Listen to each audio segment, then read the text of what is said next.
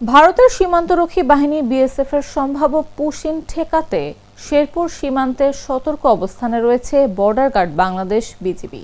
সীমান্তবর্তী এলাকায় টহল, গোয়েন্দা নজরদারি ও জনসচেতনতামূলক কার্যক্রম জোরদার করা হয়েছে। শ্রীবর্দী, ঝিনাইগাতি ও নালিতাবাড়ী উপজেলার বিভিন্ন সীমান্ত এলাকায় নিয়মিত মাইকিং করছে বিজিবি। স্থানীয় বাসিন্দাদের সন্দেহজনক ব্যক্তি বা তৎপরতা দেখলে দ্রুত নিকটস্থ বিওপি কিংবা আইন শৃঙ্খলা বাহিনীকে জানানোর আহ্বান জানানো হয়েছে।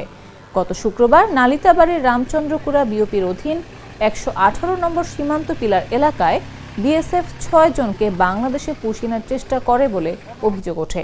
তবে বিজিবি সদস্য ও স্থানীয় জনগণের সতর্ক অবস্থানের কারণে সেই চেষ্টা ব্যর্থ হয়।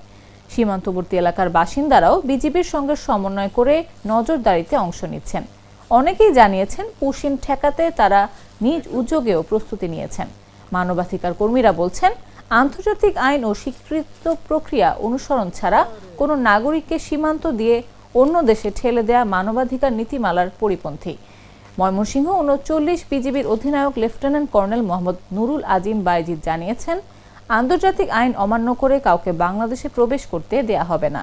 স্থানীয় প্রশাসন ও জনগণের সহযোগিতায় সীমান্ত পরিস্থিতি নিবিড়ভাবে পর্যবেক্ষণ করা হচ্ছে। এখন পর্যন্ত শেরপুর সীমান্ত দিয়ে কোনো পুশিনের ঘটনা ঘটেনি বলেও জানান তিনি।